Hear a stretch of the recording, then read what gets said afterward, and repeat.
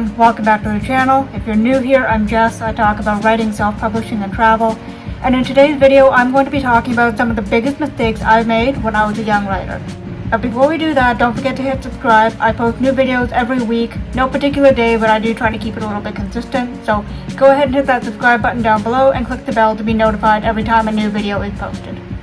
Now let's be honest here, nobody likes to make mistakes, but everybody knows that mistakes are the foundation of learning. When I first started out as a young writer, I was about 8 or 9 years old, and back then, of course, I wasn't writing novels, I was writing short stories. So writing those little fan fiction short stories really helped me to develop my love for writing that eventually led me to where I am now, which, of course, is writing full-length novels.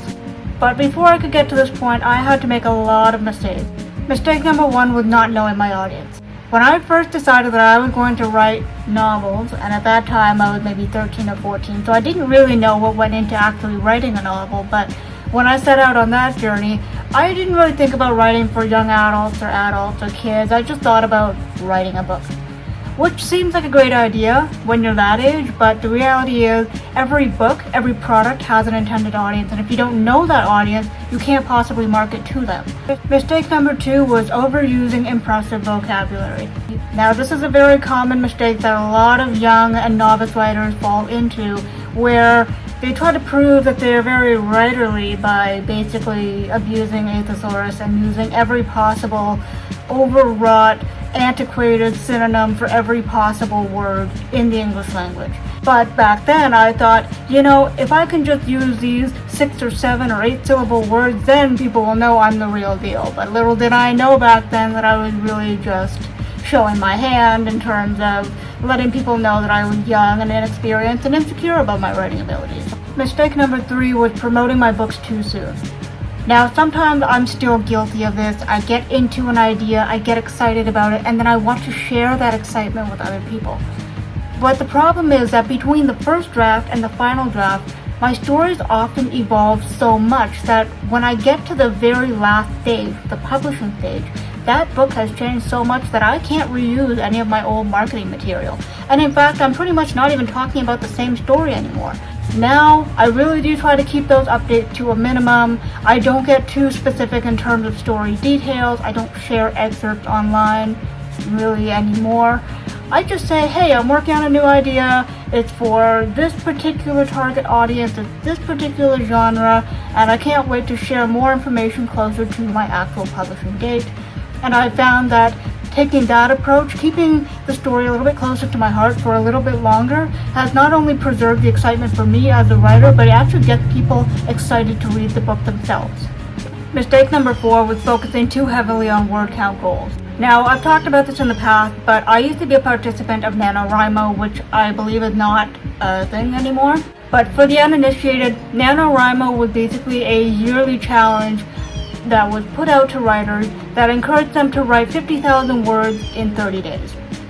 Now, I'm not saying that NaNoWriMo didn't have its merits, and for me personally, I found that it was beneficial in the sense that it helped to instill that daily writing habit in me, but at the same time, it also sowed this kind of unhealthy expectation that every single writing session from there on out was going to be just as productive.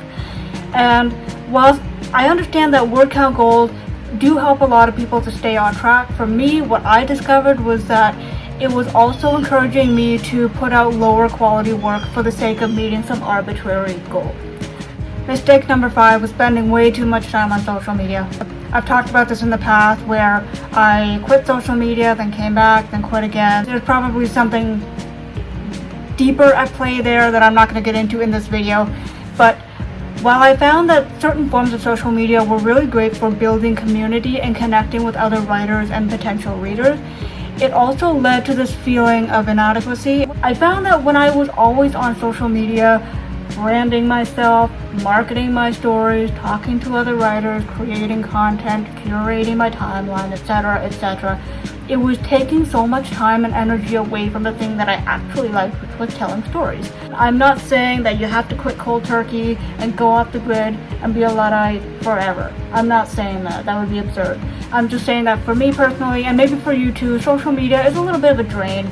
So don't feel bad if you have to step back for a little bit in order to rediscover your passion for the thing that initially drew you into social media and the online communities. Number 6, sorry, I have a list here. Now I'm going off the script now to try to keep myself focused. Mistake number 6 was having too many works in progress? I don't know, WIPs. Hey you, look who came to join us. And spreading myself too thin. Again, this ties into wanting to prove I'm so productive. Look at me writing 10,000 words across 6 different works in progress. Like, what exactly was I proving? I was proving that I could easily burn myself out if I wanted to. I was proving that I was feeling like I was behind, or like I needed to prove my writing abilities to everybody all the time. And I think more than anything, I was just simply proving that I had no idea what I actually wanted to write and who I actually wanted to write for. So now I really try to limit myself to, 2 works in progress. I try to keep them a little bit different so those 2 storylines don't get tangled up in my head. But at this point, I have enough experience to not mix them up.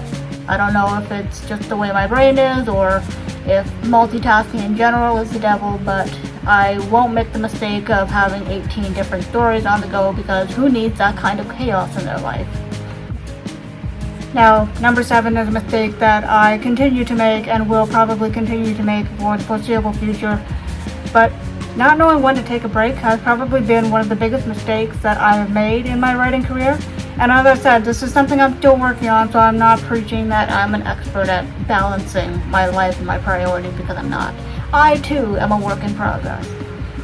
But I always had this fear that if I stepped back for a few days or a week or a month or however long, that somehow my writing abilities would just wither away and turn to ashes. I don't know, I can't really even justify it, but I think it really comes back to what I said earlier in the video about word count goals, having multiple works in progress, all the misconceptions that are perpetuated in certain online writing spaces about what it takes to be a real writer. Because of that, I really fell into the trap of thinking that any form of personal hiatus was a betrayal of my writing dream. Good writing takes time. You need to live life well in order to write about it well. Now, if I could go back in time and tell my younger self one thing, just one thing, I would tell her not to be in a hurry to publish anything. Back then, I was under the delusion that I was going to write the next great Canadian novel, and I was going to become rich and famous from my writing. And now that I'm older, I realize that that is not only unrealistic, but also incredibly entitled. Rushing to publish is always a bad idea, because the first book that you publish is the first impression that people have of your writing abilities. And I know it's very tempting to want to jump into that pool with the other published authors and to hold your published book in your hand for the first time. I'm not saying any of that is not exciting, but there are a lot of books out there, and I'm sure I've written books like that too, okay, I'm not totally innocent here, that could have used a little bit more refinement and a little more editing. Isn't it better to put out a higher quality product even if it takes a little bit more time? I'm gonna wrap this video up today, not just because I ran out of talking points, but because the lighting in here is getting quite harsh, so I don't want it to ruin any of the footage here. If you enjoyed today's video, don't forget to leave a like down below, and if you're so inclined, please leave a comment letting me know what your biggest mistakes were or are if you're still learning from them. Anyway guys, I hope you're doing well, and I will catch you on the next one. Bye.